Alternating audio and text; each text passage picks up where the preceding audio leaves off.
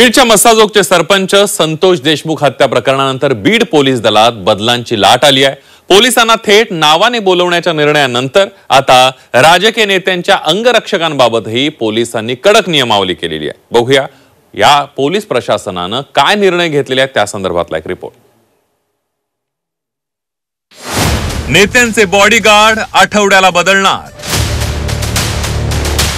Police अधीक्षक करणार अंगरक्षकांची नेमणूक, 7 दिवसांची असणार रोटेशन ड्यूटी।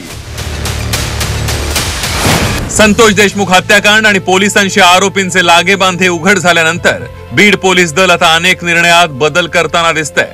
त्यात आता सातत्याने नेत्यांसोबत असलेले पोलीस बदलण्याचा निर्णय पोलीस अधीक्षकांनी घेतलाय।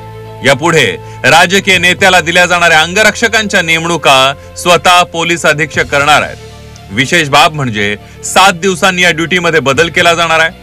वाल्मिक कराडला दिल्या गेलेल्या अंगरक्षकांचा मुद्दा राज्यभर गाजला।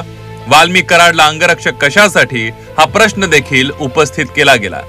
तर एकच अंगरक्षक गेल्या अनेक वर्षांपासून वाल्मिक कराडकडे होता, यावरही अनेक प्रश्न उपस्थित करण्यात आले। राजकीय नेत्यांच्या घरी अनेक अंगरक्षक जणू घरगड्यासारखे काम करतात।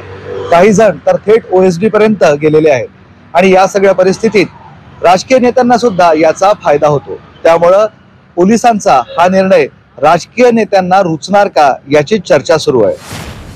काही नेत्यांकडे अंगरक्षक म्हणून असलेले पोलीस वर्षानुवर्षे एकाच ठिकाणी आहेत। कुठल्याही खात्यात आणि कोणत्याही सरकारी पदावर 3 वर्षांनी बदली होते। मात्र अनेकांचे अंगरक्षक 10 वर्षांपासून अधिक काळ एकाच नेत्याकडे असल्याचं समोर आलंय। त्यामुळे आता अंगरक्षक नेत्यांच्या चॉईसने नाही तर पोलीस दलाच्या उपलब्धतेनुसार आणि रोटेशन नुसार उपलब्ध करून दिले जाणार आहेत। या निर्णयाचा राजकीय नेते कसा अर्थ घेतात आणि खरंच हे शक्य आहे का हे आगामी काळात स्पष्ट होईल।